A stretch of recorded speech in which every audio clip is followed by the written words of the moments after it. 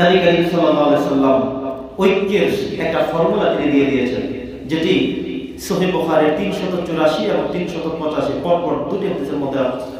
নবী করিম সাল্লাল্লাহু আলাইহি সাল্লাম বলেছেন, মান সাল্লা সালাতানা, যে আমাদের সাথে আমাদের মতো করে নামাজ পড়ে, ওয়াস্তাকবালা কিবলাতানা, যে আমাদের কিবলাকে কিবলা মানে, ওয়া আকালা যাবিহাতানা, যে আমাদের জবাইকৃত পশু গোশত ভক্ষণ করে, ফাযালিকা মুসলিম, চলো মুসলিম।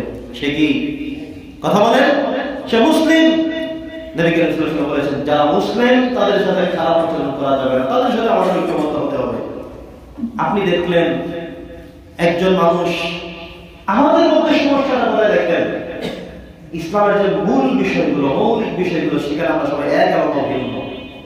আজকে জুমার নামাজ 2 রাকাত ফরজ, খুতবা আছে পরে, সবাই জানি, সব মসজিদে এক। এই যে বোরহানগঞ্জের এই মসজিদে যেমন, ওই প্রান্তের মসজিদেও তেমন, বোরহানুদ্দিন গিয়ে দেখেন সেখানে এমন, ভোলা সদরে নামাজ পড়ে দেখেন সেখানেও নামাজ 2 রাকাত, সেখানেও খুতবাটা নামাজে লাগিয়ে দেওয়া হচ্ছে। ঠিক কিনা বলেন?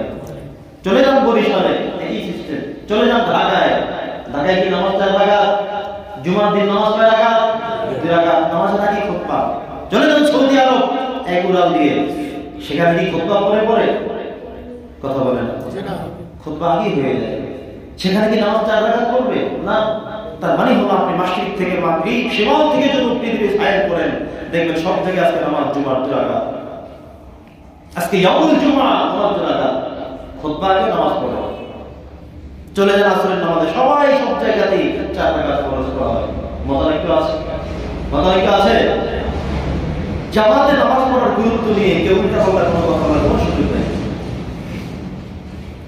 রমজান আসলেই চাঁদ দেখা গিয়েছে, রমজানের রোজা রাখা শুরু, আমাকে 29টা 30টা রোজা রাখতে হবে। কোন থেকে কোন পর্যন্ত কোনো মতানৈক্য নাই, কোনো মতভেদ নাই। যাকাতের ক্ষেত্রে মতভেদ নাই, হজের ক্ষেত্রে মতভেদ নাই, শবে বরাত, লাইলাতুল নিসফ মিন শাবান, লাইলাতুল কদর, আমরা সব মানি, পর্দা মানি, হালাল হারাম মানি, সব জায়গায়।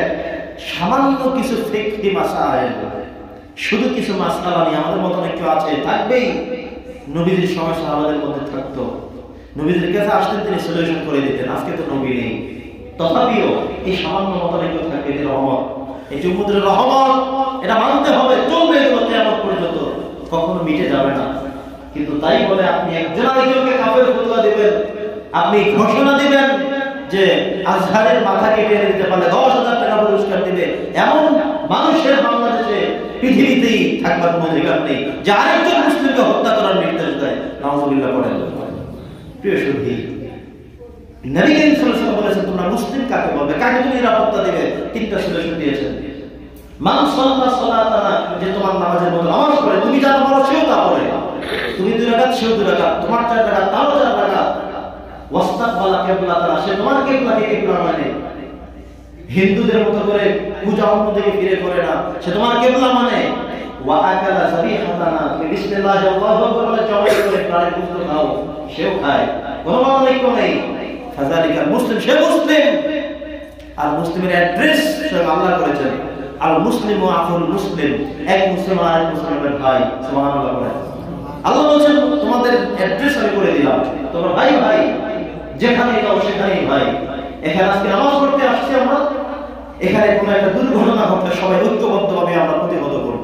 ঠিক কিনা বলেন? একটা সমস্যা হয়ে গেলে সবাই দেখবো, কারণ আজকে আমরা এখানে সবাই ঐক্যবদ্ধ, আমরা ভাই, আমরা নামাজ পড়তে আসছি আল্লাহর জন্য। আজকে ঐক্যবদ্ধ আমরা এখানে, এই মসজিদে ঐক্যবদ্ধ, ওই মসজিদে ঐক্যবদ্ধ, সকল মসজিদে ঐক্যবদ্ধ, সব জায়গায় ঐক্যবদ্ধ। যখন আমরা দেখবো আমার রাসূলকে, আমার কোরআনকে, আমার সৃষ্টিকর্তাকে গালি দিয়েছে, আমরা মুসলমানরা সব ঐক্যবদ্ধ। কারণ এই অ্যাড্রেসটা আমাদের কারো দেওয়া না, দেওয়া স্বয়ং আল্লাহ।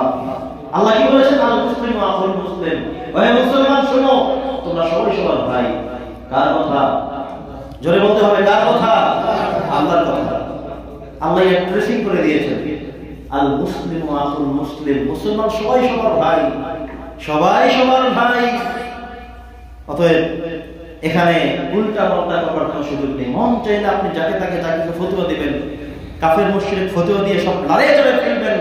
এই বাংলাদেশে, পৃথিবীতে একমাত্র ইসলামের ডিলারশিপ আপনি আগেই নিয়ে আসছেন, আর এমন চশমা ব্যবহার করবেন যে চশমায় সবাইকে শুধু কাফের দেখা যাবে, মুশরিক দেখা যাবে, এটা কখনো হতে দেওয়া যাবে না।